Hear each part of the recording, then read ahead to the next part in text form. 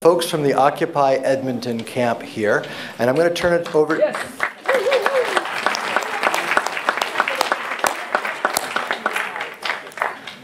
Brave anti-capitalist warriors venturing back into the warmth. I'm going to turn it over to them in a second to explain exactly how we're going to run this session, because they've got some ideas that are different than the regular, speaker, and then have questions afterwards. In a way, this is going to be an operation in what we call, in the sociology world, prefigurative politics. I should have introduced myself. My name is Randy Haluza-Delay, and I teach sociology at the King's University College. I teach in the area of environmental sociology and social movements.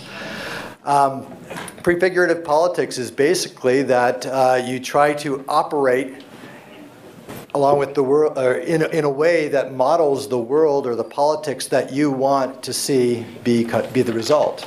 So that's sort of what we will do here.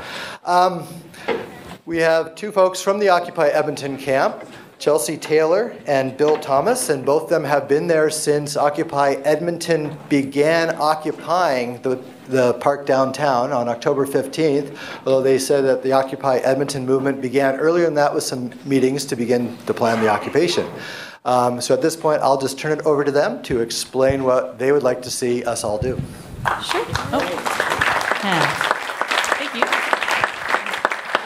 So we had the idea, and I'm just sort of borrowing another idea that had already happened at another panel, but I actually had the idea that we could spend the first 10 minutes of this where everyone sort of turns to their neighbor, and in small groups you sort of talk, maybe groups of like 5 to 7, talk about Occupy Edmonton, what you've heard about it, what you'd like to know, and come up with some questions that you can ask. And then that way we'll get a report back of one question per group, and we'll just sort of try to work from there. Just because I think that there's there's different levels of experience in the room, and that would be a really good way to start us off. So yeah, generally 1 or 2 questions that you'd like to ask the panelists before we begin, and then we can go from there.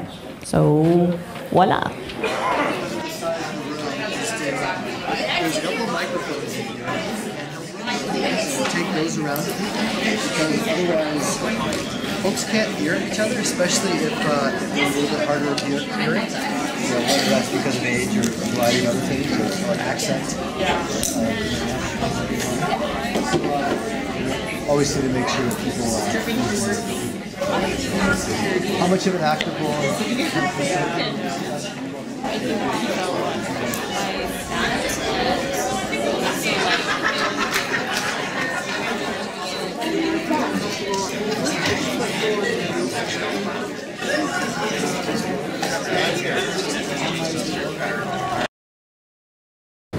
Hi, my name is Carrie, and we had like 3 questions here, but I'll just ask one. Who makes up this group?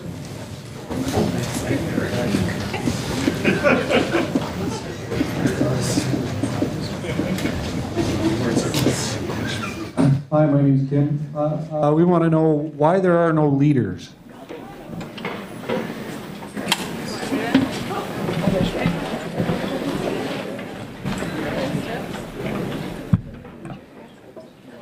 Hello. So we're just curious about next steps. What's going to happen next?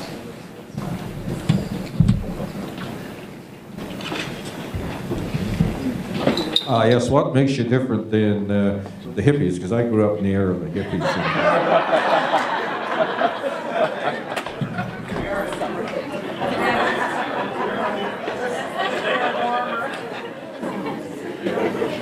We were wondering how your members can afford to be out there every day.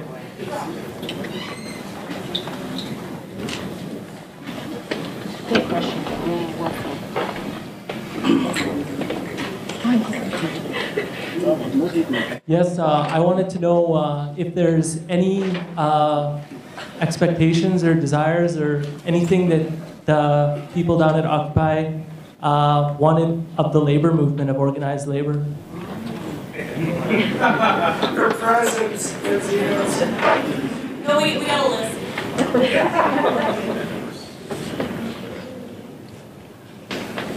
Well, my question, I guess, is a little bit like the next steps one, but it's we were talking about is your group going to formulate some clear demands, and or are you just going to become part of the furniture of downtown and unnoticed?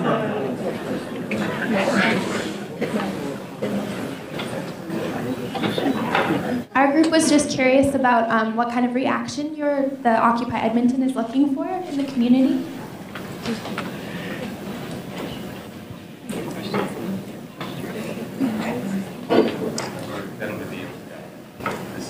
Gordon, I'd like to ask if there is life after occupying a park. Can you morph into something else, continue the movement, which just isn't just occupying some space?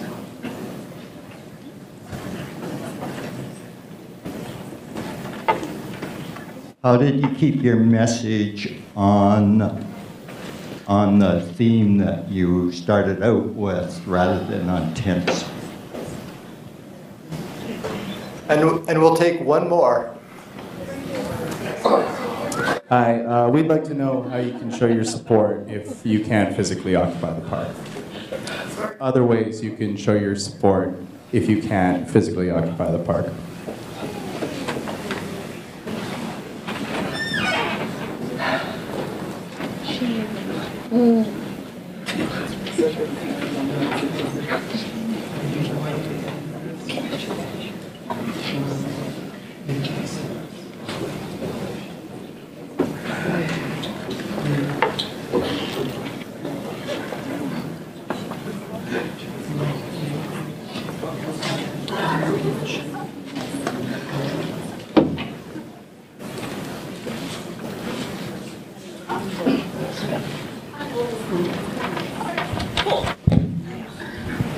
All right, good questions. Thank you so much for your patience there. And we're a people-powered movement, so we believe in people-powered questions.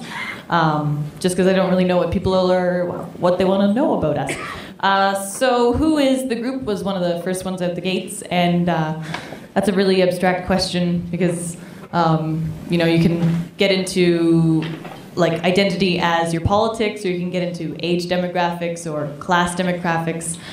All of those things. So I think that's pretty abstract. In the beginning, we had that 1,500 strong march, and that had all kinds of groups there, that had all kinds of people present. And then that was right before we set up the occupation in the park. The occupation has had many, many different supporters and campers come out throughout our time there. We've had, you know, we had a couple of the Raging Grannies spent a couple overnights, just a couple, like not even a week ago, and they said for us to tell people that if they can do it, anyone can be doing it. Right on. We do have all kinds of makeup there. We do have a lot of students and younger people who are spending the time on the overnight. So I guess that sort of gets into the question of how they can afford to be there. A little bit is that they are students, so they're not yet working. Working for a better world is work, though.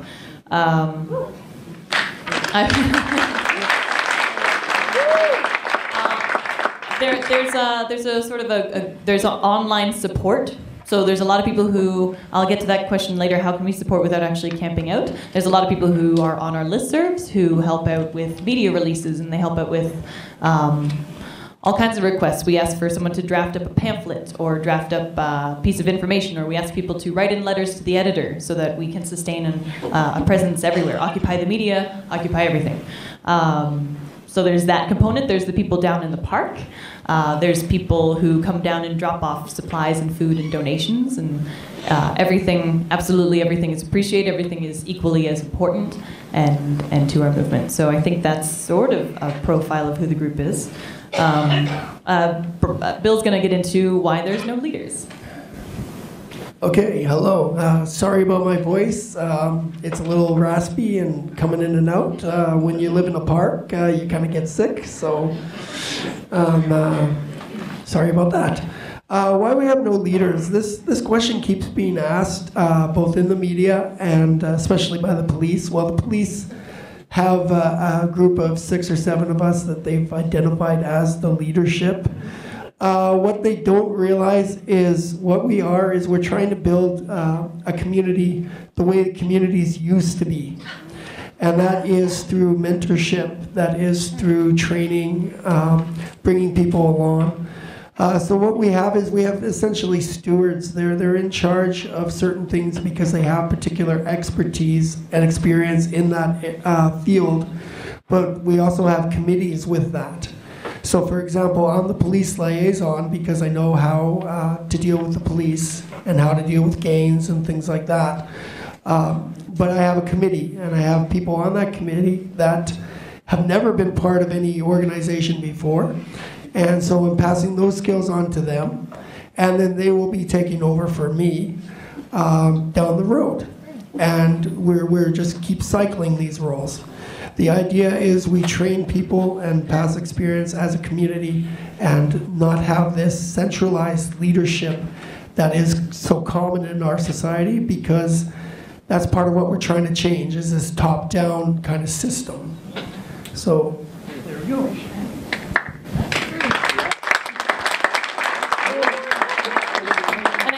Another thing on top of the whole leadership thing and identifiable leaders is that, as we just heard from Bill, police and politicians, they do target identifiable leaders that they perceive. And so if there ever was a big sweep in where they took out our media spokesperson, our police liaison, certain people performing core roles or whatever, that has a way of destabilizing movements. So if you have, you take out one and there's 5 more people ready to take their place, that's sort of a sustainability thing. And it also speaks to the issue of burnout, which is that if you're in a role for too long, you might burn out. Maybe you're not doing that great of a role. Because you're frustrated and tired, maybe, as media liaison, I was the former media liaison, and eventually the media gets tired of you. They're like, all right, you're not answering the question again. So it's just good to just keep things moving for our internal reasons, for external reasons, and to change our political culture of the idea that you have leaders and you tell them to do something and then they don't do something and then you become cynical. Because that's what we're currently living in everywhere else. And so we don't want to reproduce that because that's not working out there, so it's not going to work in here. Okay. The next question was next steps. Immediately on the forefront is we're probably being evicted tomorrow at around 7 o'clock. 11 o'clock, sorry. 11 o'clock is the time that they're giving us to get out. So if you can come down and support us, or get people that you know to come down and support us, that would be awesome. We'd really appreciate that. Although they're more likely to show up between 1 and 3 o'clock in the morning, like they usually do. But 11 o'clock is the time that they've given us. Otherwise, next steps, I'm assuming that's also in terms of action. Right now we have a number of actions planned.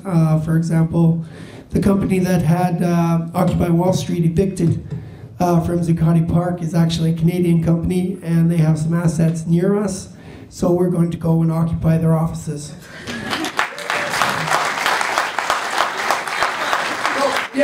That stays here. It doesn't leave the room. And there's a number of other actions like that. We're planning some banks, some things like that.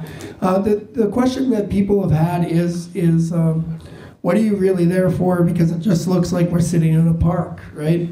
We haven't been doing a lot of actions because we've been winterizing and we've been establishing how our functions are. And that takes time. It takes a lot of work.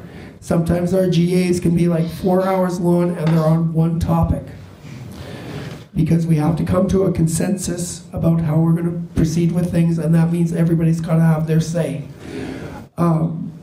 So now that we're done with that, we're going to be doing a lot more actions, and so if you have any ideas, please come down or please fire them to us, and we'd love to work with you on that. It would also, someone set us up with a phone line so you can actually phone in and hear, like, it's just getting going, but it's like updates and what's coming up. And as far as action details go, when it's nonviolent direct action, it's kind of hard to broadcast that because you don't want to give away all your tricks. But there's a bunch of other things like injustice hotline. We're trying to set up a hotline, so if you've been screwed over at work, if you've been, if there's an issue going on in your community, because we have been getting some phone calls that way, that you can just sort of call, leave a message, someone will get back to you. So check out the website. We'll eventually post all of our hotline information as it comes along. The next question, hippies. What's the difference between us and hippies? I don't really know. I wasn't there for that generation, so yeah. Word to the people who set the precedent. I don't really know how to answer that. I think that that generation definitely got the ball rolling, and it definitely got a lot of conversations started, and that there's definitely a lot of like continuation from there. I don't really know if that movement ever went away or it just sort of went underground or it started transforming, taking up different spaces in society. But what's really interesting for me as an organizer who came out of the university space is that it's actually really like interesting that it's not a university-centric organizing space, and that has different learning challenges. You know, that there's definitely a lot of people on different pages. You know, sometimes there can be very different community norms that you're not used to as an organizer because you're not really used to, you know, working with like, for me, I'm a feminist and working sometimes with some of the tradesmen. I know that's a generalization, but you know, they just sort of say things every so often that you're like, hey, what's that all about? You realize, well, because I come from a university education background, I've become used to working with people who have certain expectations and like the idea of a safe space and what does that really mean? I'd say that that there's definitely a lot of different levels of energy. There's a lot of new movement energy. There's people who this is their first sort of action or the first thing they've been part of, and they've reminded me as someone who's been organizing for a while the kind of energy that I've forgotten I used to have. Where one guy, before it all even started, he walked up and down White Avenue giving out hundreds and hundreds of pamphlets. And like, I you know what I mean? I'm so jaded now that I'm like, oh, we make the pamphlet, no, it takes them, blah, blah, blah.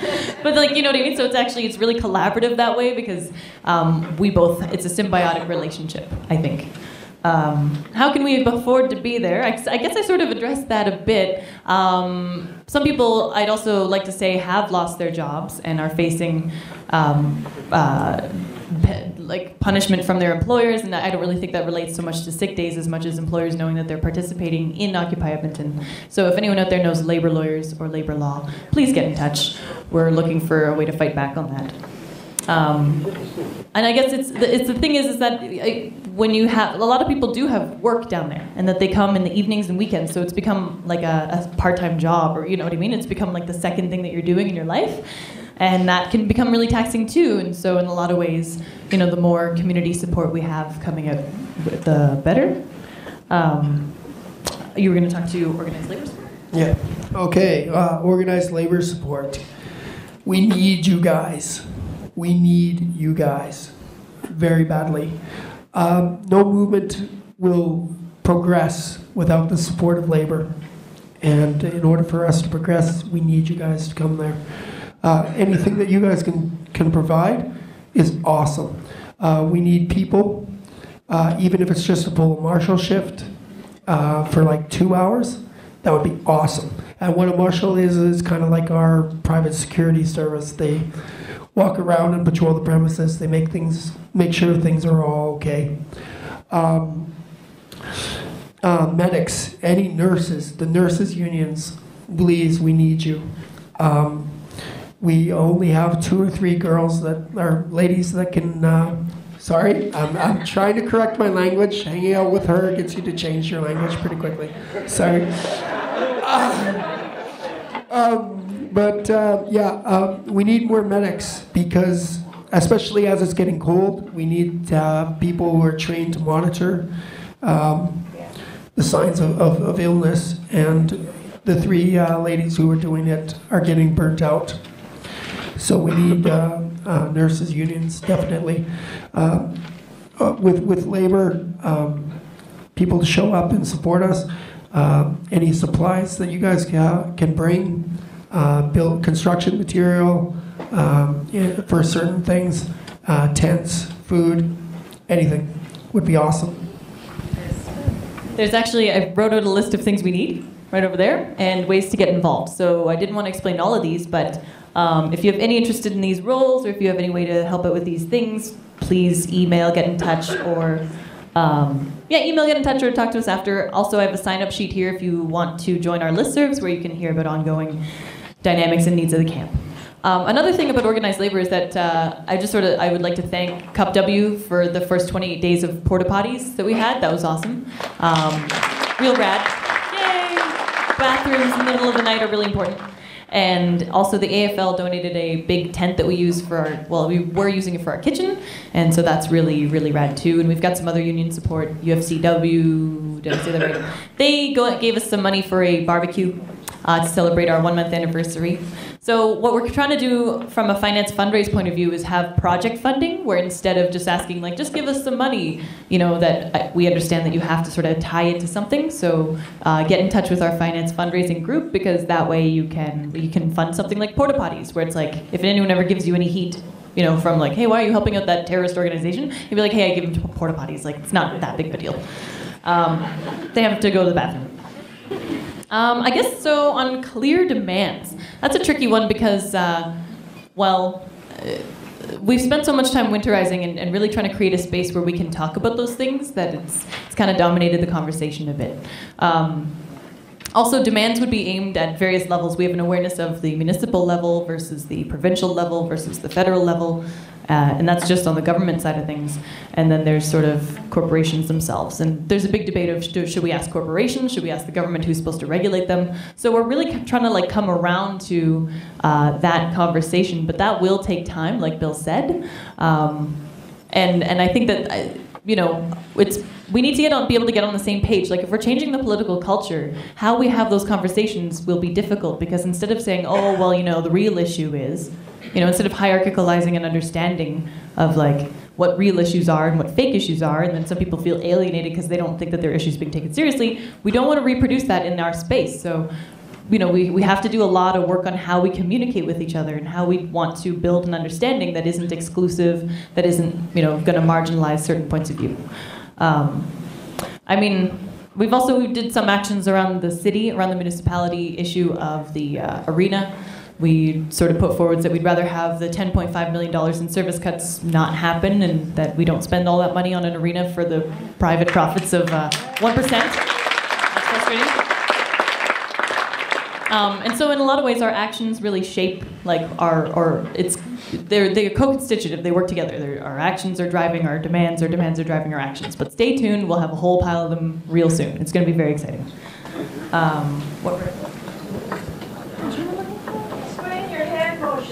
Oh. Sure, okay, so do you want to do them? So this one is kind of like a consensus agreement. This one is kind of like, I'm kind of in the middle. And this one's disagree, so I really don't like, but it's like, you can still come to a consensus and do this, it just sort of means that you are in disagreement. Then there's stand aside, so like, I'm not going to block it, I'm not going to stop something from happening, but I don't really like it. And then there's block, which is like, no, if this goes ahead, I'm going to walk out of here, leave this process and never come back. And usually if you block, it's sort of expected that you might have an alternative proposal to bridge the various conversations. There's this, which is like, I don't understand what you're talking about, what do you mean? There's also, this is be louder, so because we don't have microphones and stuff, it's like, do this, and then people hopefully catch it up. This one, that one is, okay, I get your point, you know, it's, move along, you're kind of reiterating yourself now. And it's usually, it's not sort of disrespectful, it's just sort of meant to be like, okay, I think, you know, we're showing understanding here. We have point, which is just, I have something to say. And then we have direct point, which is like, I have a direct point to that. So it's like a critical piece of information that before we continue making decisions, you know, we got to hear about an update maybe from the police liaison. Or maybe we have to hear an update about some legality that we didn't think about.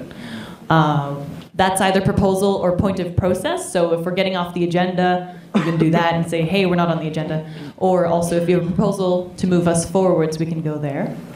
That means derogatory. So something you've heard, you know, you don't want to point it out and stop the process, but you just like to be like, that's kind of derogatory.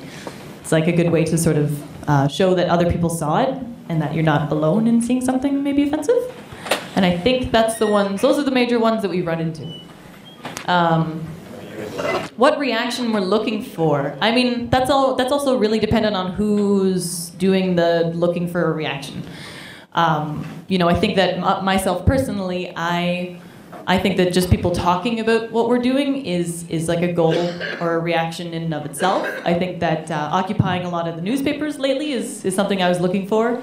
You know, that people are actually out there trying to push something, being like, another world is possible, let's talk about it. I even like it when people stop by the park and they're not entirely convinced by what we're doing, but they want to just come down and talk. I think that that's really, really awesome, because it means, you know, you're not really sure what we're doing, but, you know, you have an open mind to come down. There's all kinds of reactions I think that different people are looking for. It depends on what you're hoping to do in your time down there. Do you have anything to add to that? What I'm looking for is to see this world change, right? And I need to see people come down and to support us. That's what I need. I want to see people talking about what's really going on instead of just accepting the status quo and accepting what they're told. I want to see people questioning what they're being told and talking about it amongst themselves and forming their own opinions and then acting upon what their principles are. So, that's it.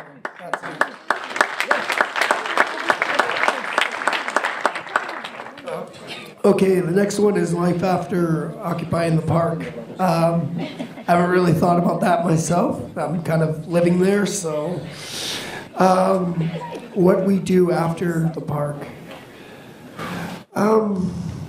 We've kind of discussed this, but there's a core group of us that doesn't plan on leaving the park until the world changes. So, yeah, I talked to the cops, and the cops told us, you know, you're on the 7 to 10 year plan, and I'm like, yeah, if that's how long it takes, then yeah, that's what plan I'm on. I don't know how to answer that question. Do you? There's been some ideas also that if we get evicted from this park, we could go set up in other locations. We've looked at different locations and what they offer. There's also the idea that maybe we go indoors, maybe we set up a squat somewhere and reclaim some buildings that are just not being used. We could also sort of get ready for the spring, you know? So there's a bunch of different discussions on after this particular park that we're in. But as far as, you know, meeting our demands and meeting our goals, it's a bit abstract, because like I said, we haven't really got there. But a lot of people are just on the consensus page that, you know, we need to see change, we need to see it happen. There was this ridiculous poll in a bunch of newspapers that was like, have they achieved their point? You know, you're like, what? We're just getting started. Like, what are you talking about? So, yeah, life's just sort of getting going in the park. We are winterized now. How do we focus on the messaging and not just like camp issues? That's really, really difficult, because the media gets into their heads like, okay, we're going to go get the story, we're going to go down there, we're going to hear about what's going on with winterization. And so we do these things where we're like, well, we're winterizing so that we can continue to push for policies that will work for and not against the 99% of us. And they just like, okay, but then what kind of tents are you getting? We're getting tents that we can organize within to resist the changes for the 99% of us. And like every time they just want to keep telling the story of like, you know, what are you eating? We're eating food that will feed us so that we can continue to resist and organize for the 99%. And, you know, there's only so many ways you can keep doing that. And it's sad that the story really sticks to that issue. Yep. One of the things with the media, too, is they're owned by the people that we're fighting. So you really can't trust what they're saying. I myself have done 7 interviews for Occupy, and not one single time was I properly represented. They misquoted me a number of times, and in one of them, out of a 10-minute interview, they used half a sentence out of context. So with them, the problem is we keep reiterating why we're there, as Chelsea mentioned, and they don't print it. They cut it out. They do whatever. So we have to really, my personal opinion is in how we do our actions, we got to do them so much that people can't ignore them, and that the press can't ignore it, and people who witness it, when they see the coverage, they'll be able to see that, yeah, the press is lying. That's not what I saw.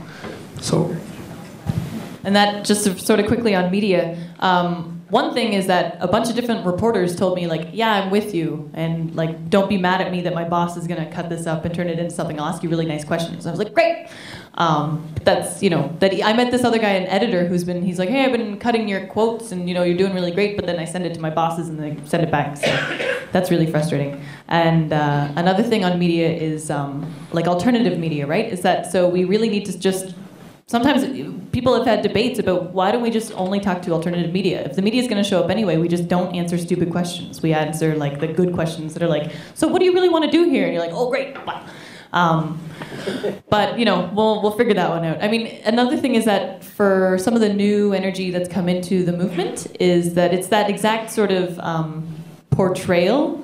I think that that's a long-term goal for me, or that's a great outcome, is that people, just like with the G20 in Toronto, just like with all these things, they learn, A, the police are actually like this, not like that, and B, the media misrepresented your issues so badly, so how are you so sure that they're representing all the other issues very well either? So the next time you pick up the paper, you're a bit more cynical, you're a bit like, hey, wait a minute, remember when they covered the thing I was in, and then they said that this, and that wasn't really true? So I think that with or without their knowing it, they're implanting distrust for their own institutions by doing this. So I think that they're doomed.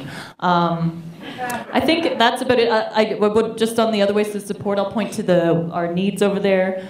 Basically things to stay warm, things to be fed by, donations of cold hard cash so we can stay warm, you know. And expertise is that right now we're also looking for various legal supports on labor, on criminal, on bylaws, and that is especially earmarked for our potential move somewhere else. The CCLA did get in touch with all the Occupy movements. They sent a letter of support saying if there's anything going on, do get in touch. But to have local connections as well, that would be really great. And I think that's it for the questions, so I'll turn it over to you. Thank you.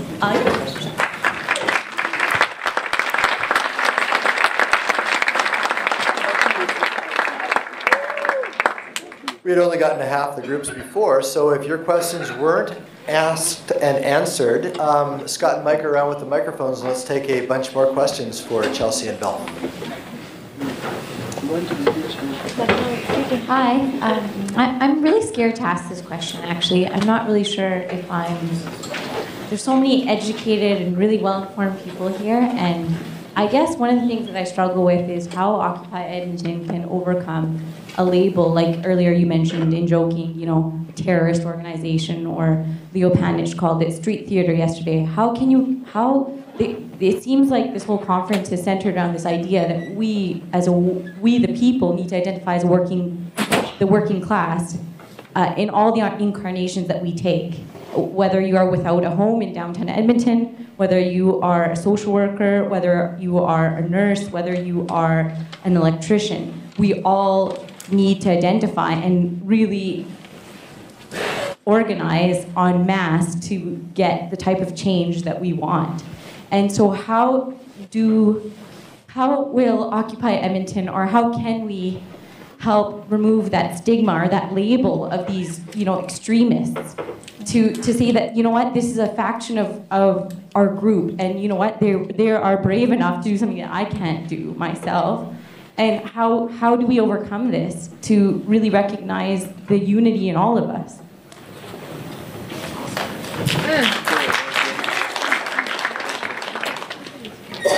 The day that so many hundreds of people gathered in Churchill Square was heartening, and it was energizing. And I feel that since that time, I feel there's been more and more of a disconnect between the investment that you're making by being there and going through the processes that you're going through, but it's not engaging people so I don't think you can engage people at that level on a daily basis, but I guess this is more of a hope that as you continue to explore strategies, that you look at ways that have, at least at different points in time, opportunities for people to show that kind of support, because I think it does help people to continue to tell the story because they feel connected.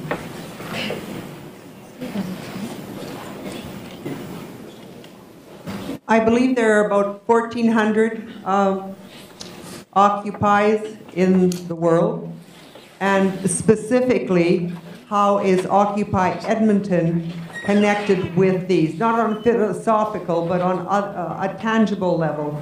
Have you had any connection with any of these others? Thank you.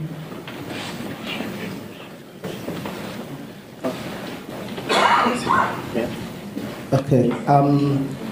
what I actually want to say is not basically a question, but I want to say the Occupy itself, more especially the ones that have been seen all over the world, more especially the ones that you guys are doing, I just want to say, to extend an appreciation of what you guys are doing, because I personally know that it's not everybody who actually understands what's happening with the Occupy and what Occupy stands for.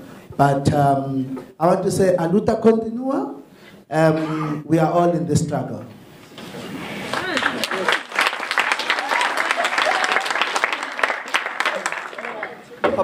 How about we let Bill and Chelsea respond to one more, and then we'll let Bill and Chelsea respond.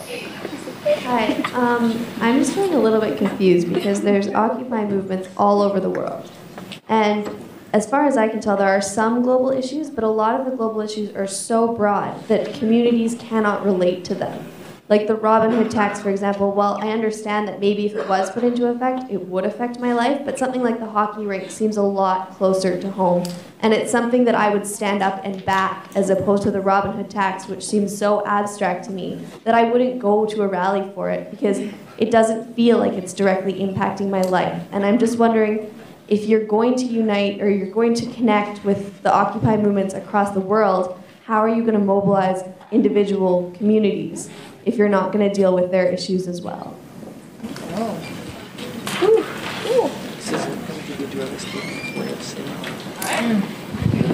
Okay, who do we got? Oh, okay. Labels, overcoming, and identification. The perceptions. Well, I don't really know how to do that. I mean, the machine is so odious, so, you know, throw your body on it. I don't know. It's like, I kind of feel like my perception, speaking personally, is that if you don't read The Sun and other outlets, like, you actually feel really supported. Like, people come down all the time, bringing down food, all kinds of ages, all kinds of people. And it's really more so in the machine of the media where you get these labels. I mean, you know, it's just... That's my perception of that. As far as like identification, is that there are issues down in the camp of like like I said, about what the real issue is and how we should really move forwards. And some people have said, no, it's a working class movement. And other people say, well, wait a minute, like, I don't want to be a second class citizen in a movement where my big issue is feminism. And I don't want to be a second class citizen if my big issue is this and that. And so I think in a lot of ways, it's hard to put forwards that first step about, you know, what we think we are until we've had those internal conversations amongst ourselves and how we're going to sort of present that out to the world. That if we get caught up in working class, you know, vocabulary, that we can kind of maybe alienate people who don't really identify necessarily entirely with, first of all, the working class movement, but various other struggles. So I think that there's that, and I think that once we kind of get on the same page, we can really move ahead. I think that's what I was going to say. Do you want to answer the next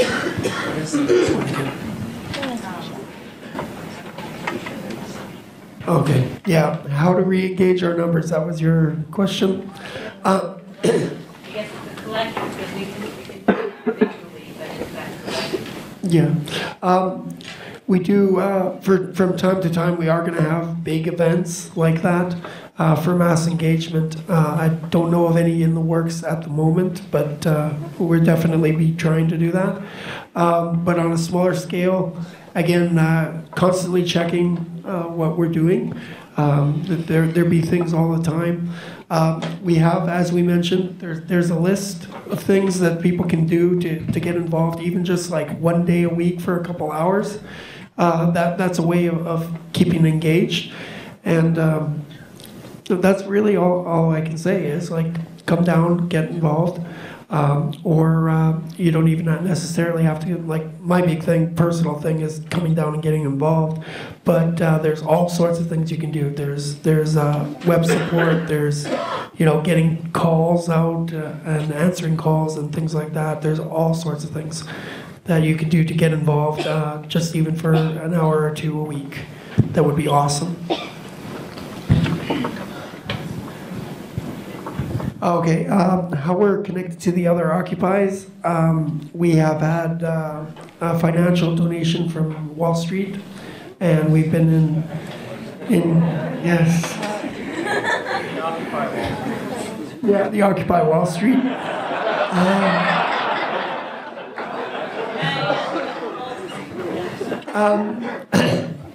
Yeah, sorry. We just call it Wall Street, but Occupy Wall Street. It has given us a lot of money, which has been awesome. We've also had direct communication with them. One of our members went down there for a while. She's now with Victoria right now. So she's down in Victoria and Vancouver, building relationships there. We've had a couple people go, Chelsea included, go down to Calgary. And a couple people from Calgary come up here. A couple people from Red Deer. Red Deer had an indoor kind of thing going on. So a couple of them have come up. So that's what we're trying to do, is it's going to be face-to-face kind of a thing. I mean, there's lots of internet connections, obviously, through Facebook and stuff like that. But we are trying to build face-to-face relationships, possibly with Calgary, doing some joint actions on issues that affect the province and the country. And that's about it that I can do for that. Thank you very much. Yeah, also on that is that there have been some Skype dates between other Occupies. So I know that Occupy Toronto Skyped into Occupy somewhere else, I forget. And so there's the technology there. The whole issue is like having a regular stream broadcast and using up those internet sticks and technology. Now that it's -30, your screen would freeze. So, but yeah, we are looking for those connections. I grew up in Toronto and I lived in Ottawa for 5 years, so I have some roots in both. So I've been sort of watching their Occupies as well, getting their updates. And on the question of sort of the global to local Robin Hood tax, individual or localized communities thing, I think that. I think that the Robin Hood tax was interesting because it was all along the media narrative of our finance minister, Jim Flaherty, going to the G20 and saying, I will not allow a Robin Hood tax to happen. And a lot of people at camp weren't really comfortable with the idea of like asking only for this tiny, pitiful tax. But I think it was sort of explained that if all you're asking for is a 0.05% tax, it's kind of a win-win situation where it's either they do it and you get this tiny tax, you get billions of dollars. And sure, there's questions of administration and all those things, but that would be kind of a rad step. But it's more like the fact that we showed that our finance minister can't even commit to a 0.05% tax on the financial market. I mean, that's kind of a win-win for us in that demand, where I think that that definitely had a lot more media consideration. And because we were responding to what Jim Flaherty already said, that was kind of the decision-making there, I think. And then I guess another thing is on the local scale that yes, we have been engaged on the issue of the arena. We did go down and disrupt the proceedings at one point. We did go to. We also gave. We were getting criticized by Mandel in the media, saying that we were plugged into the power and we were using the power, which they told us we could do. So we went down with nickels and dimes and gave him $150 in nickels and dimes and told him to get back to work on solving our problems and not cutting like 10.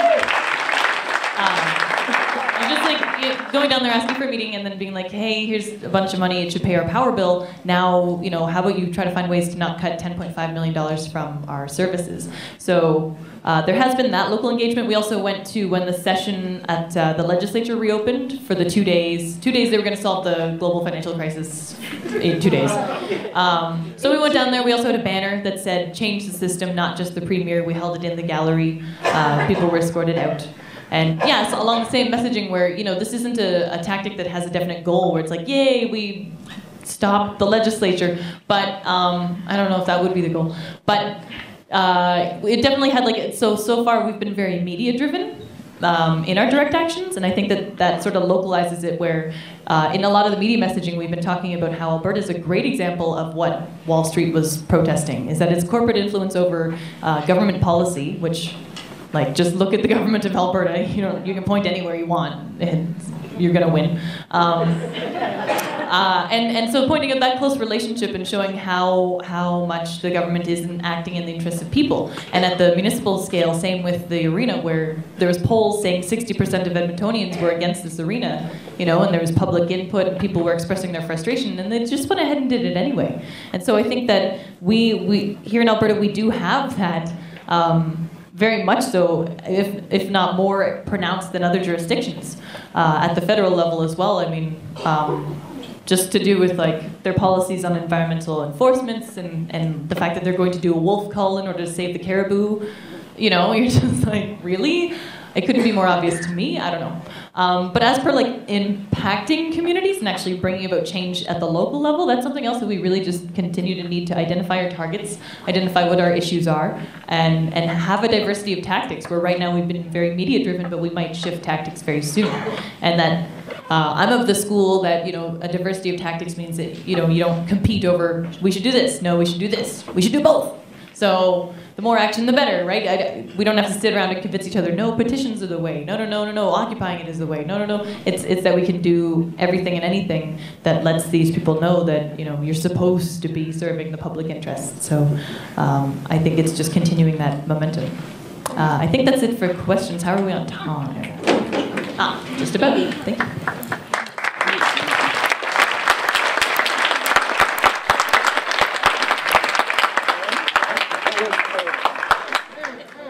It's a clear sociological insight that the only thing that changes the world is not individuals, but individuals working together as collective action, as collective actors become bigger than the sum of the individual parts. It's also known that democracy relies on participation, and that a lot of people don't participate all that much. So when somebody does participate, you know, politicians recognize that that's a stand-in for a whole lot of other people. So like, I don't know what the data is right now, but one email sent to a politician represents 50 other people who think that way. And as your participation gets sort of more onerous on the person, you recognize that it's really standing in for more people. So if one email is 50 people and one actually written letter mailed is 200 people, how many people are being represented by this strong action of people putting their bodies on the line in the middle of an Alberta winter? There are hundreds and thousands of people who believe like the Occupy Edmonton people. They are not alone in those, you know, however many are down there. There are hundreds and thousands of Edmontonians and Albertans who believe the same as they do. So I think we need to do a really good round of agreement with them, this way or this way.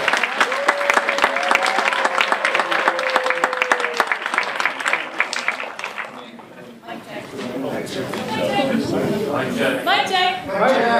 There's the GA. There's the GA. Tonight at 6:30. Tonight at 6:30. And every 6:30. And every 6:30. Except for Sunday. Except for Sunday. Where we have. A community potluck.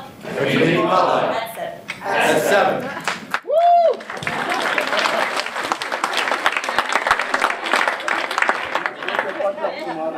I've got one announcement to make, and then I encourage people to come up here and talk with Chelsea and Bill. We'd like to remind you that the doors tomorrow open at 9:30, which is a half an hour before the first session starts, and that there are coffee and fresh pastries, so remember to bring your mug or purchase one from the Parkland Institute. We'd also like to remind you about tonight's social event, the Fight for Your Right Fight for Your Right Party. It'll be a chance to join your fellow conference attendees for a pint, good conversation, figuring out how we can change the system and get more involved with that. It starts at 6 o'clock over at the Power Plant or the Dewey's Pub. And admission is free. Drinks and appetizers, of course, are up to you.